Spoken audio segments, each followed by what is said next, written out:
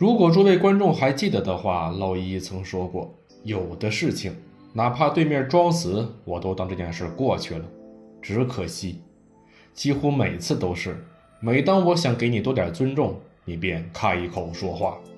近段时间关注老一的朋友都清楚，老一曾用2期视频或者说是3期视频从头到尾讲了讲铁路迷群体中的某些逆天个体对老一本人的人身攻击乃至是造谣污蔑，且造谣的手段相当低下，主打一个有屎必吃，有哨必吹，有谎必信，有谣必传。只能说这2期视频中提到的那位，为了维护自己心中刻意营造的铁路迷的纯洁性，属于是自一开始就对老一各种各样的发癫，比如声称老一这个铁路工人是破坏中国铁路文化的蹭热度的外行，结果压根没看过老一发布的这期视频不说，所得出的结论完全是建立在看了标题和封面就认定老一一定有问题的基础上。后续基于此，为了把老一彻底打倒，不惜把几年以来往左造谣老一的所有谣言都搬了过来，用什么北京局、哈局和杭州局铁路职工手里所谓的铁证如山的证据，去证明老一是铁路系统的蛀虫，是从来没下过生产一线的办公室专职，是宣传口折腾工人阶级的狗官，就差把对着高达打胶和撸过的纸淹没驶走高达这种谣言也搬过来了。但正如老一在这期视频所说，我可以拿出我上班以来每一天的工作记录和故障处理内容，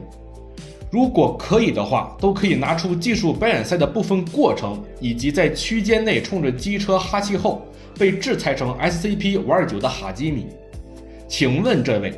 你能拿出你动态截图中提到的所有关于我的种种谣言和你们给我扣的帽子的证据吗？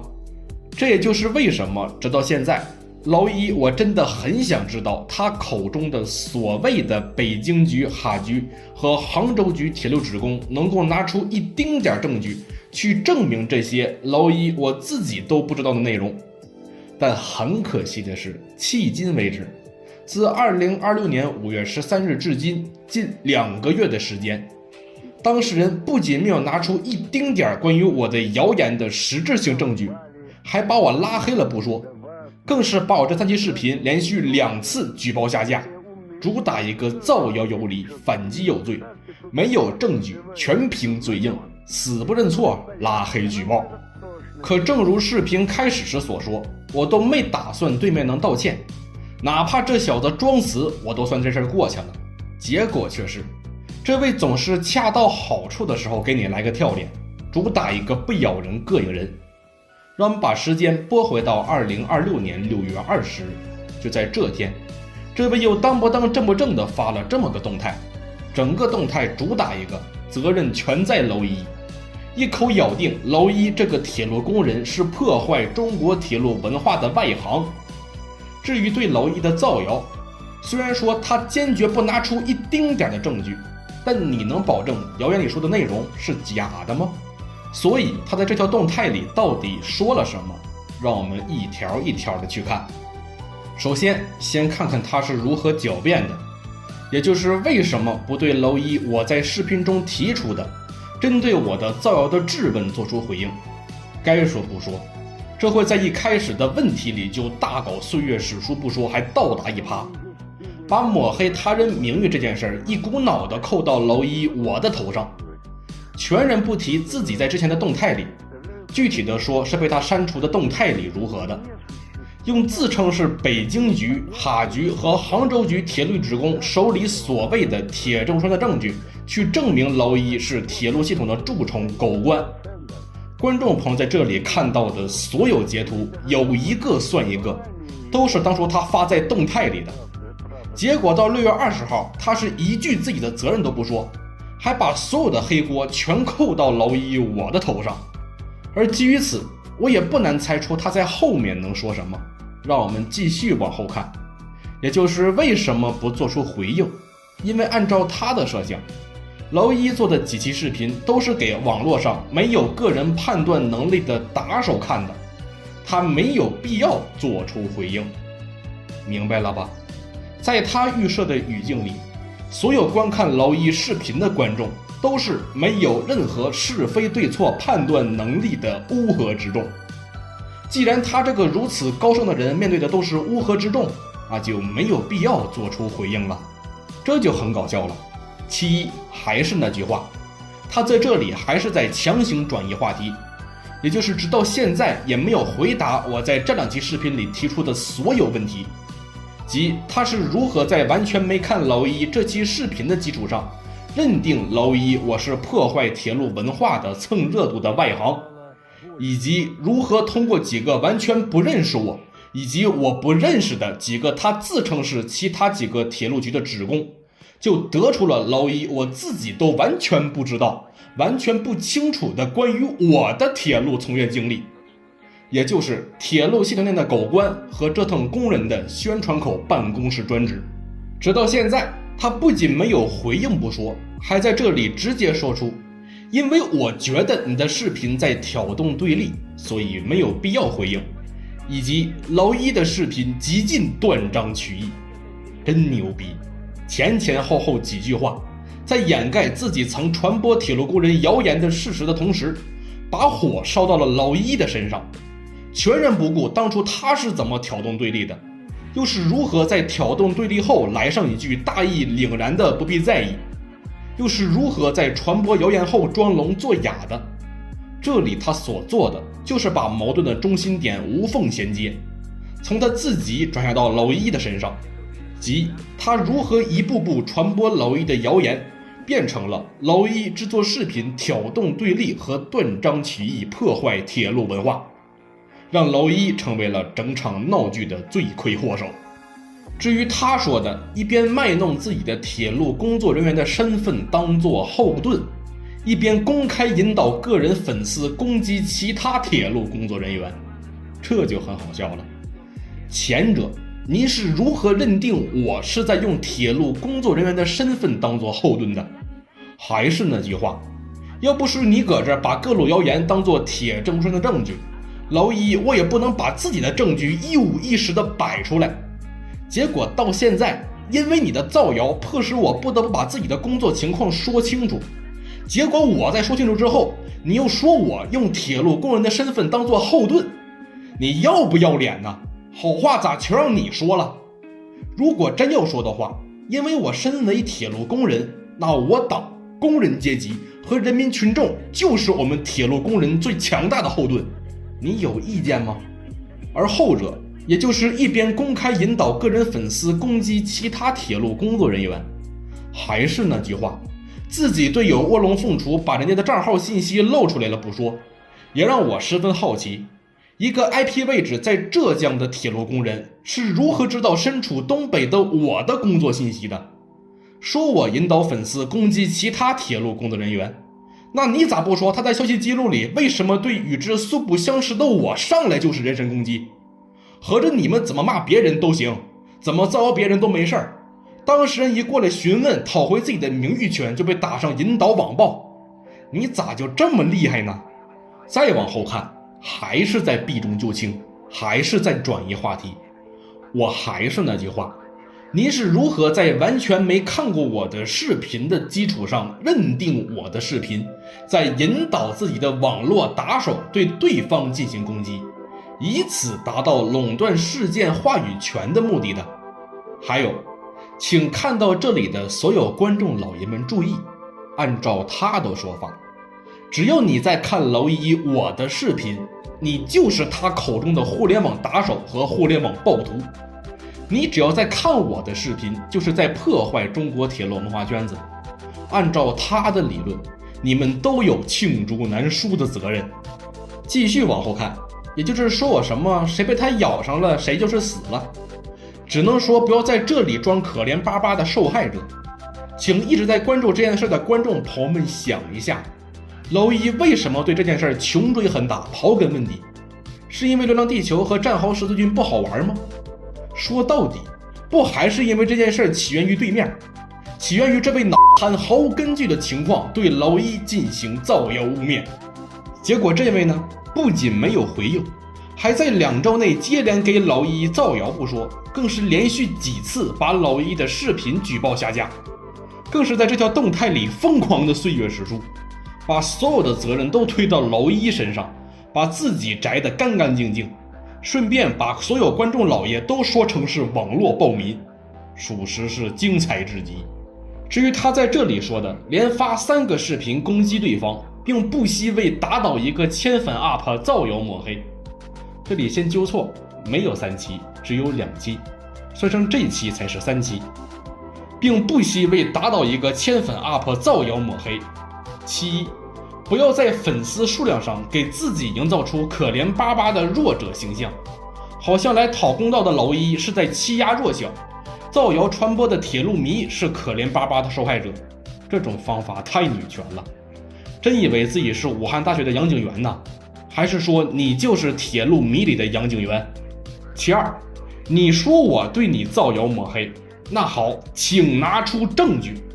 我前后2期视频的所有内容和素材都是依据你发布的所有动态，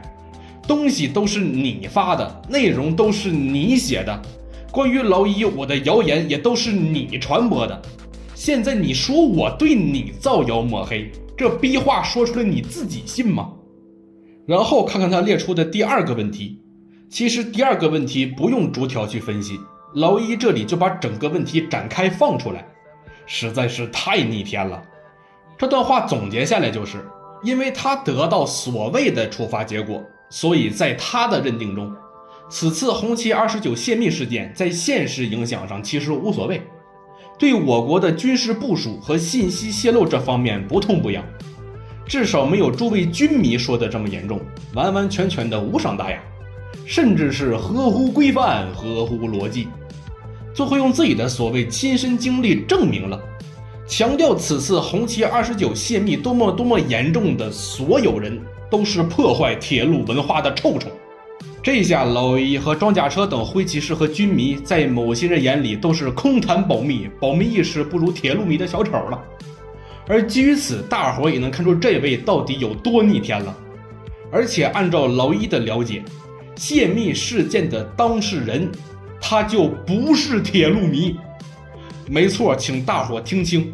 泄密事件的当事人和铁路迷这个圈层都没啥关系。结果这位在面对他所在的爱好者群体之外的货色，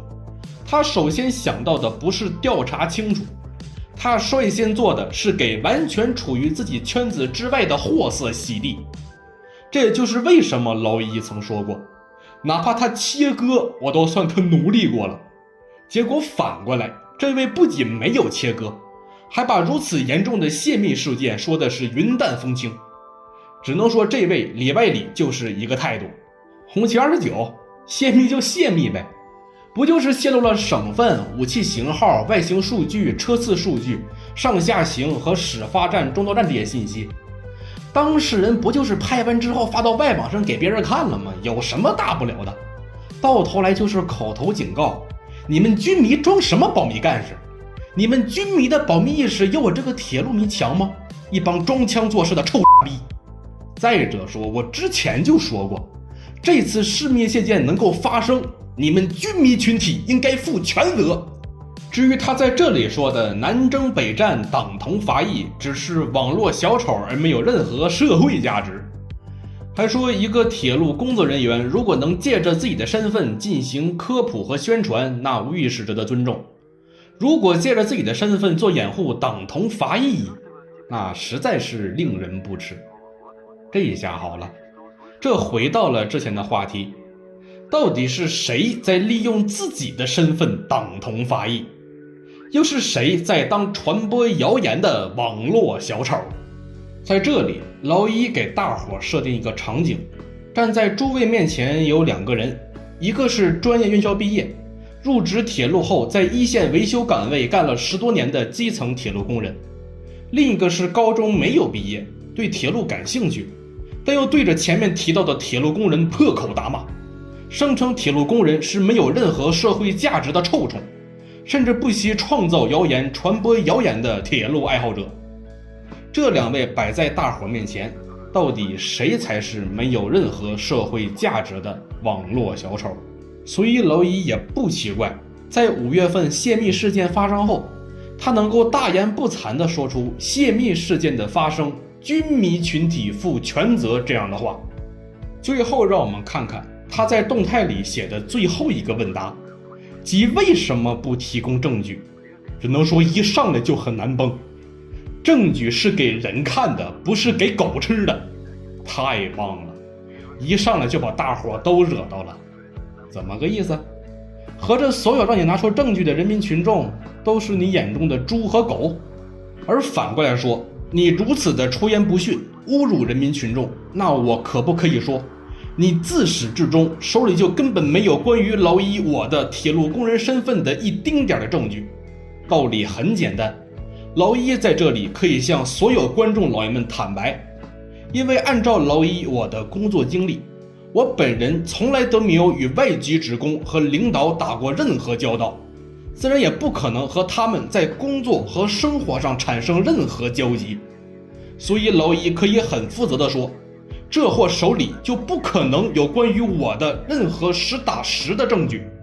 还说什么担心相关铁路工作人员被挂，就觉得这个证据还是不提供为妙，这更是扯淡。大伙可以从他在2026年5月17日发布的这条动态看出来，当然这条动态也被他删除了。按照他在这条动态中所说的内容和表现出的状态，按照这位的打法和习惯，但凡他手里能有点像样的真实的不掺水分的证据，早就放出来让蝼蚁彻底闭嘴了，何必拖到1个多月后的现在？结果这几天，这位不仅什么证据都拿不出来，还直接把所有要求真相的热心群众都打成吃证据的狗和网络暴民，说别人党同伐异，南征北战，结果张口对着所有人民群众进行无差别的人格侮辱。挺好的，有这样的选手在，有的东西确实是一眼望到头了。所以说，纵览蝼蚁之前发过的所有视频，几乎都没有涉及到铁路相关的，而蝼蚁发布的与铁路相关的部分动态，比如证明自己铁路工人身份以及戏称自己是铁三代的相关内容，有一个算一个，还都是为了反驳网左群体抹黑中国铁路工人而放出来的。因为这些歪屁股到不行的脑瘫把中国铁路工人打成工人贵族和公贼，甚至借此大力抹黑中国高铁发展建设，